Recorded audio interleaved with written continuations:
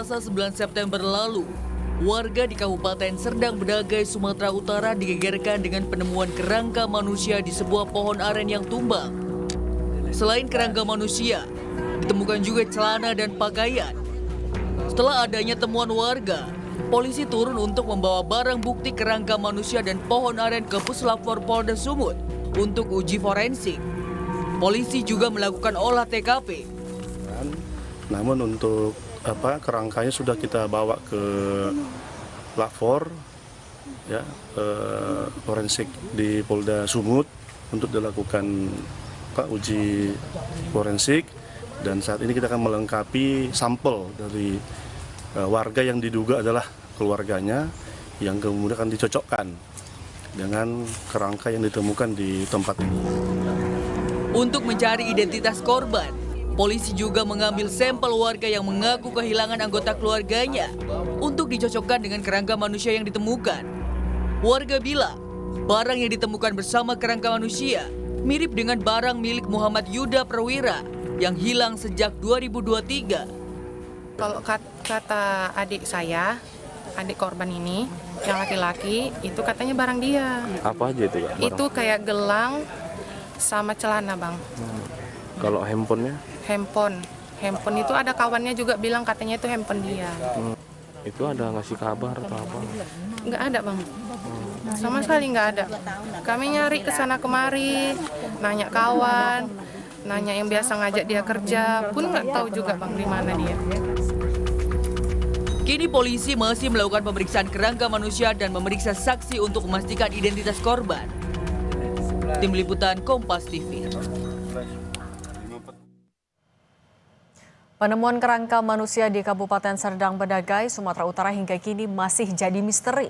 Kita bahas bersama kriminolog FISIP UI Adrianus Meliala. Prof. Adrianus, selamat petang. Selamat petang, Mbak Sherly.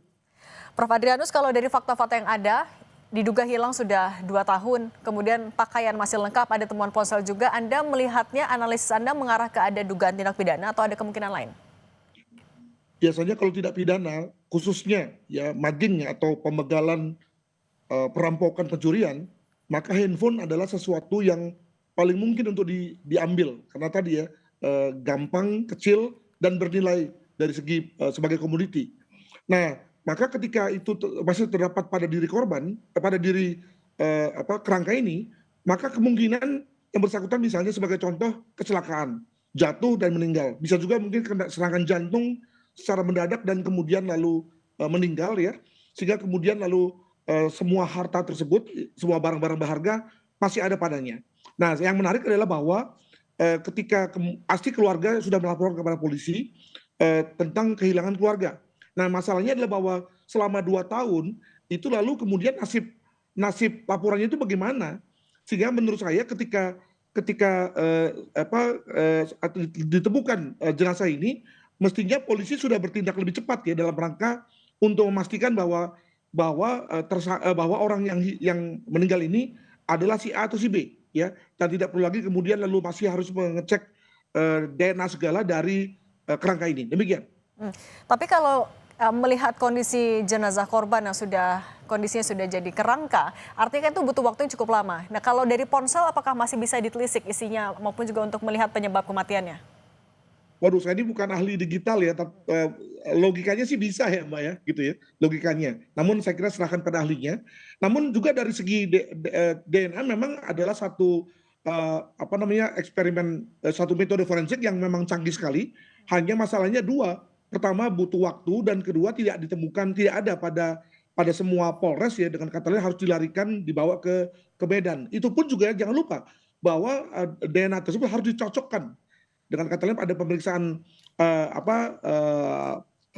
antemortem dulu ya, dengan misalnya ada anggota keluarga yang sudah mengaku bahwa itu adalah kemungkinan keluarganya, masih menyimpan pakaian korban ya, atau pakaian orang yang meninggal itu, misalnya bajunya atau pakaian yang belum dicuci misalnya, untuk kemudian dicari kemungkinan DNA-nya. Nah, itulah kemudian dicocokkan. Masalahnya adalah bahwa jangan-jangan selama 2 tahun itu lalu kemudian keluarga itu lalu sudah membuang, atau kalaupun tidak dibuang sudah dicuci semua gitu ya, Dengan kata lain, lalu DNA korban yang tinggal di buku, di baju misalnya sudah nggak ada, nah maka akan kesulitan polisi dalam rangka mencari pembandingan antara DNA yang ditemukan di kerangka dengan DNA korban. Demikian. Prof, tapi kalau ya sudah seperti ini kondisinya, apa yang harus dilakukan, apa yang harus diprioritaskan polisi untuk mengungkap kasus ini? Ya, saya kira prioritas dalam rangka penemuan jati diri korban, artinya siapa ini, ya, itu menjadi yang paling utama. Yang kedua tentu diteruskan dengan apa yang menjadi penyebab mati, ya. Itu pun juga sudah agak sulit karena tadi seluruh yang sel-sel bagian-bagian lunaknya sudah seperti tanah semua, ya. Maka bagaimana kemudian misalnya polisi bisa tahu tentang apakah ada keracunan atau ada luka tusuk, luka masuk misalnya, tentu tidak bisa lagi. Jika misalnya ada kerusakan pada tulang, ya misalnya ketika luka tusuk itu misalnya menyentuh tulang, maka bisa diperkirakan tentang sebab mati, ya. Itu pun juga tentu masih bersifat guessing. Jadi saya kira pertama-tama yang dikerjakan polisi dengan bantuan Dokpol setempat atau Puslapor setempat adalah memastikan tentang jati diri korban dengan bantuan dari keluarga korban atau keluarga orang yang mengaku kehilangan keluarga, ya, melalui misalnya baju atau celana atau yang lain yang bisa kemudian masih merekam DNA korban. Demikian. Tapi kalau melihat juga dari fakta-fakta yang ada sementara ini, Anda melihat menganalisis ini adalah sesuatu kasus yang tidak biasa atau sudah banyak juga contohnya? Saya kira dari segi bahwa ada orang yang ditemukan beberapa lama dalam kondisi seperti ini dan kemudian lalu perlu dicarikan data pembanding, ya, untuk kemudian memastikan siapa dia, itu cukup biasa. Tapi yang menurut saya tidak biasa adalah bahwa ketika 2 tahun yang lalu kan pasti sudah dilaporkan oleh keluarga tentang tentang bahwa ada anggota keluarganya hilang. Nah, di sini kemudian kita bertanya sejauh mana sebetulnya upaya pencarian polisi. Apakah polisi sudah bisa memperkecil lokasi kemungkinan korban hilang misalnya, sehingga sebetulnya ketika korban ini ditemukan, maka sekali lagi saya katakan bahwa mestinya polisi tidak berada dalam situasi seperti kaget, seperti bingung, seperti nggak tahu apa-apa. Nah, kita bicara mengenai kalau gitu data yang lalu kemana, gitu, ya.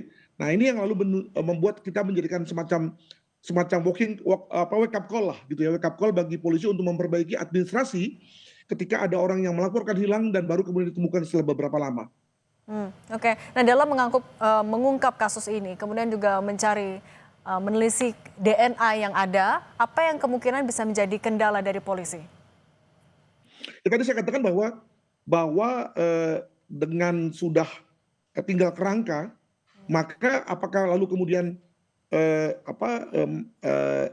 pertama adalah bahwa soft tissue atau kata lain jaringan lunak itu masih ada, yang lalu kemudian bisa diambil DNA-nya, atau dalam hal ini DNA bisa diambil dari tulang. Saya menduga masih bisa diambil dari tulang, ya. Tapi juga kemudian timbul masalah baru. Data pembandingnya apa?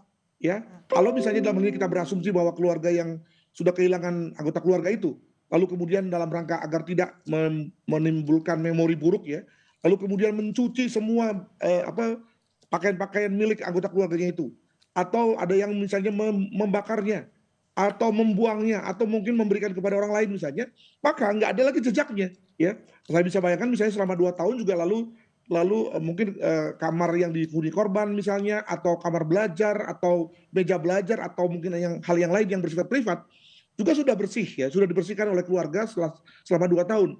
Maka lalu mungkin menjadi potensi bagi Polri, bagi Puslapor untuk kemudian kesulitan dalam rangka mencari data pembanding. Alhasil kemudian lalu makin sulit bagi kita untuk menemukan siapa sebetulnya korban ini. Apa bisa dibilang artinya kasus ini juga akan bisa lebih kompleks mengingat waktunya sudah ada dalam waktu rentang yang lama? Betul sekali, sehingga kalau kemudian lalu setelah beberapa lama polisi belum bisa memastikan siapa korban ini, maka tentu ya harus dimaklumi, dan lalu jangan pula lalu kemudian masyarakat menuding polisi nggak bekerja, polisi perlu direformasi, ya. Saya kira sekali lagi amat tergantung pada evidence yang ada dan kemampuan teknologi. Kalau teknologi dari segi DNA canggih banget, ya, dan saya yakin bahwa Puslapor di Sumatera Utara, di Medan itu pasti memiliki mekanisme itu. Tapi sekali lagi kalau data pembanding yang nggak ada, maka bagaimana kita sampai pada kesimpulan bahwa korban yang mati ini adalah si A atau si B. Demikian. Oke, Prof. Adrianus Meliala, terima kasih sudah berbagi pandangan bersama kami. Sehat selalu, Prof. Terima kasih.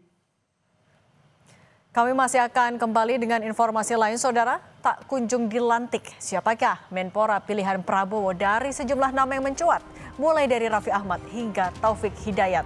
Simak perbincangannya usai jeda.